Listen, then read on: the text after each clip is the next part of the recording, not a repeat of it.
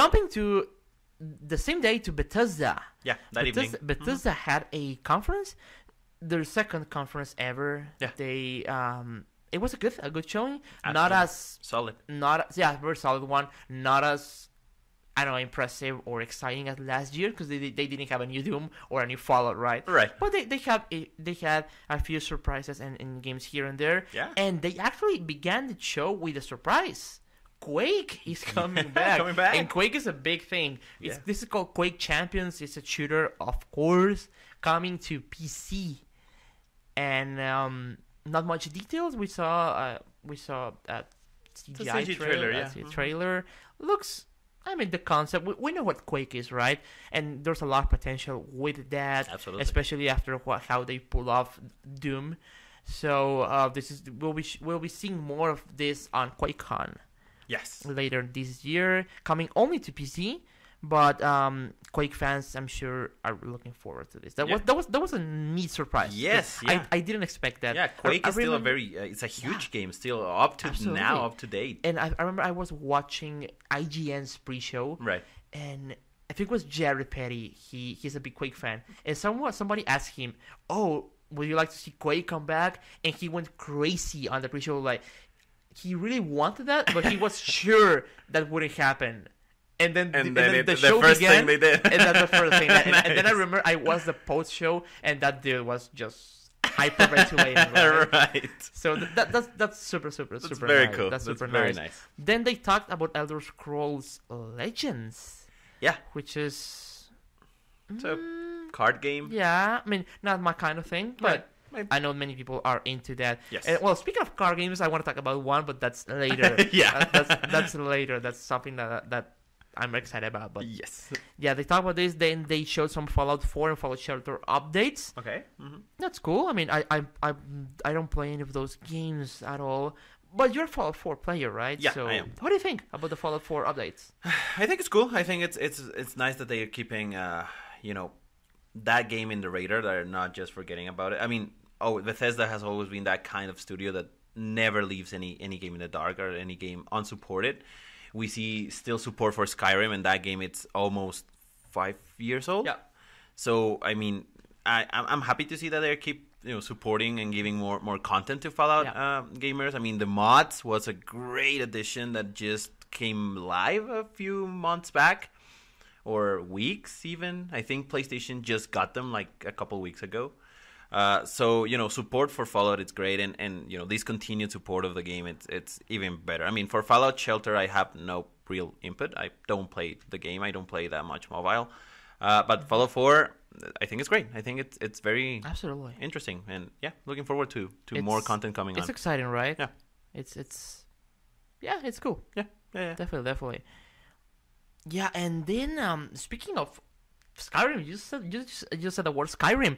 Skyrim is coming to this gen. Yeah, it's coming to the PS4 and Xbox One, remastered, better textures, better lighting effects. It's just modernized, exactly, visually, and it's also coming with mod support for consoles. Yeah, which is a new thing, and it's great.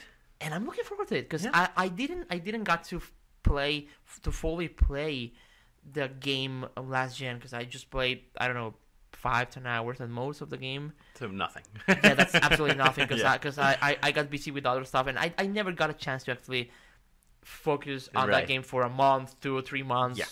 So, but I now have more time to play because I'm out of school, right? And funny thing, right? That my professional life gives me more freedom and more free time than my school life. Absolutely, yeah. So now I have more time, and I wanna get into this and play Skyrim Remastered. So I think I'm picking this up. I'm not sure if the moment it launches, but I'm very very looking forward to it. Then we got a quick look at Dishonored 2, which was kind of their big title for the conference. We're gonna get back to this later. They then show Prey. A surprise. It was a surprise. Yes. Because Prey's coming back, and Prey is a game that was a bit overlooked last generation, and it has sort of a following, sort of a cult following. Sort of all people like it, and it's coming back. But also, it doesn't look a lot like the original Prey. Not at all. But we didn't see really Anything about the game. We just saw a CGI trailer, was it CGI or was it? No, it was CGI. It was CGI. No way that was Because I don't remember. It's in game. It's blurry to me right now, Mm-hmm. but it's coming back. That's cool. That's cool. I like that. Yeah. At least as a concept, the game looks very interesting. Very, very much interesting. Just knowing that, that the game is coming back, right? Yeah. Just the fact that it's Prey is being revived, and that Bethesda is picking that up from their portfolio of franchises and IPs. It's very, very cool. Then Doom has some new updates in terms of free updates and the new expansion from the multiplayer expansion. And they said that all updates for Snap Map are coming free for all players. Yeah, that's nice. That's cool. Yeah. And the updates, the multiplayer expansions, just consists of maps and some other stuff. Yeah. That don't include Snap Map. So every Snap Map update is free for all players. And they had a free demo during last week available for all platforms. Right. Yeah. Which was cool. I downloaded it. I played it, and it was it was nice. Cool? It was it was Doom. Right. It was Doom. It cool. was nice. It was Very nice. Okay. Some Elder Scrolls Online updates, and I'm not following that game much at all. Yeah. I've heard good things about it. Very rocky start, and then it got better over time. Yeah, to me, it's similar in that way to Final Fantasy 14. Because Yes. get a very rocky start. Exactly. Very rocky start, and now it's super cool. So now it's a super good game. Yeah. And they talk a bit about that, and it's launching in Japan right now. Okay, that's cool. Mm-hmm. For all you Japanese gamers that you're watching this, Elder Scrolls Online coming to your territory. That's very cool. Yes. Doom and Fallout 4 are coming to VR. Which is very interesting. That's what got me very, very hyped about this conference. Especially Fallout. I mean, Doom. I guess it's. I can see it happening, but Fallout. I think it's a very cool because it's so heavy on exploration. It would be such a cool thing to have that on a VR environment. Like you can actually walk around the wasteland and walk around Boston in this case, and look at your Pip-Boy and choose it with your actual hands and moving the knobs and stuff. I'm not exactly sure if that's the way that Pip-Boy is gonna work on VR, but at least being able to look around and grab things and move and explore the wasteland.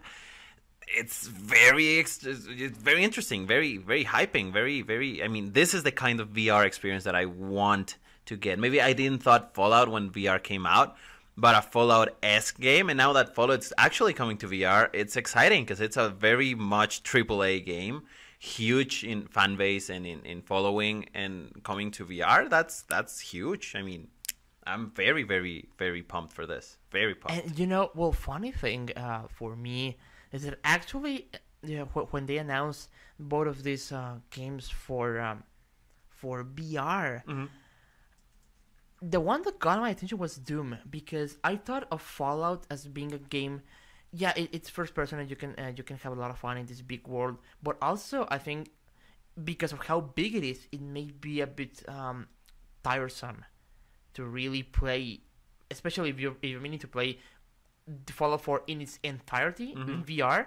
I think you will get tired of that in eventually, because you have a big VR thing on your head, right. And I think your eyes will just get tired of that. So to me, I think that Fallout 4 may work very well in small bursts, in short bursts, Okay. in a few areas, right? And they would look very cool, Right. a few areas. But Doom to me is a game that kind of, in my opinion, I think, and keep in mind, I haven't played any of those games on VR, so I'm just speaking out of my ass, really.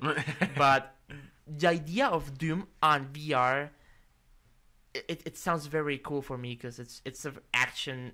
It's an action game, and it's fast paced, so you can just get 15 minutes of action and shit blowing around you and demons and that stuff.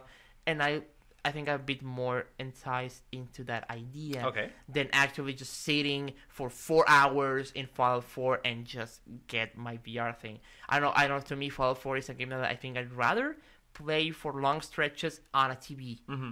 And Doom is a game that I can play for 30 minutes and in VR and have a blast with it, and then just put it down and do something else. I think. I mean, that's fair, right? It's there's so many tastes and expectations. Both are cool. Both things are awesome. Exactly. Awesome. Yeah. So yeah, it was a cool thing. It was a cool announcement, and I'm looking forward to that. Definitely. And they closed the showing with some Dishonored 2 gameplay. Dishonored 2, their biggest upcoming game. It's coming this year, right? It's coming this year. Yeah. Yeah, it's Yeah, November, I think.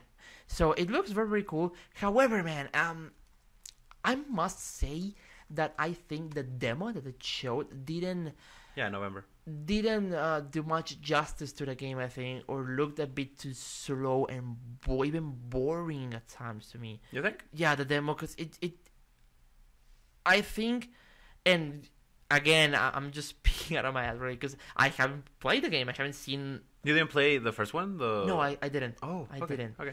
But very cool game. You should play. I know. Mm-hmm. I have the game. Oh, I do have a copy, but I haven't played. I haven't played it. Okay. But I think that what they picked to show wasn't too exciting to me. A few parts, yes, but then I kind of lost interest because it was going just too slowly. And then when they got into combat, I think the combat looked a bit clunky. Odd, yeah. Yeah, very, very odd, bit clunky, and I don't know why they showed combat in a game of Stealth game, yeah. So the demo they showed didn't convince me at all. Okay. But it also didn't hurt my overall feelings of the game, right? Because I know that Dishonored is very cool. It's a very cool game, a very good game, and I'm looking forward to Dishonored because of the name Dishonored. But also they also had the chance with this demo to impress me, and they didn't. Okay. So that was my overall. Right. Okay. Yeah. I mean, I do agree with the combat. I think the combat looked a little clunky. I don't necessarily enjoyed it, but I do think that, you know, where the game is strong, it's on the stealth part. Yeah. And I don't really have any gripes with what they showed prior to the combat part of the demo, of the gameplay demo. I liked it, and what I do think is that they are trying to push as much as they can this new character, not new, it's Ellie, oh my god, what's the name of the, you know, the girl princess that you rescued on the first game, and that's your new playable character and whatnot. I still believe that, even though there are Elise, yeah, exactly, thank you, that even though there are some very cool attacks that she has and that she's able to do, I still think I would prefer Corvo's, the original characters, and his plethora of you know, abilities and skills, because they were more exhilarating. You know, the whole teleporting and you know, wisping from one place to the next, and you know, the rat control and those different abilities that he had. I think they were a little more enticing, more interesting to me. So I think I would play the game as him rather as Elise, at least for the first playthrough. Of course, I would do 2 playthroughs of that game, one with each character. But yeah, I think they're pushing it a little too much. I wanted to see more Corvo in there, to see how he has evolved, how he has changed this far.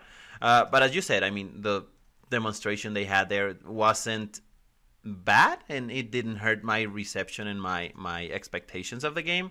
I'm still looking forward to it, and November the 11th, it's good. I think a good place for it to be. So yeah, I'm looking forward to it. I'm not sure if it is a big enough powerhouse to launch in November, but I think that Bethesda has the means and the money, especially, to push it, and to have it on gamers' eyes during that very, very busy time of the year. Yeah, very busy time. Yeah, I say it's a good game to be in that spot, because it's a good thing to have for the people that are not that interested in the first-person shooters, in the Call of Duties, in the Battlefields, in the, you know, all this plethora of games that are gonna, Gears and whatnot, that are gonna come out in this pre-holiday season, or almost holiday season. It's a good alternative if you want something more stealthy, something more, you know, that you have to have some rational thinking to solve and to play. I think this is a very, very good thing, like Thief was back in 2013, I think it was. Yeah.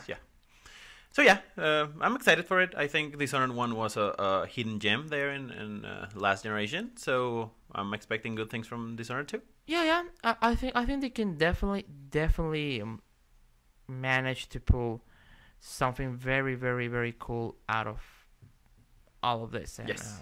I trust Bethesda with that. Absolutely. I definitely trust them with that.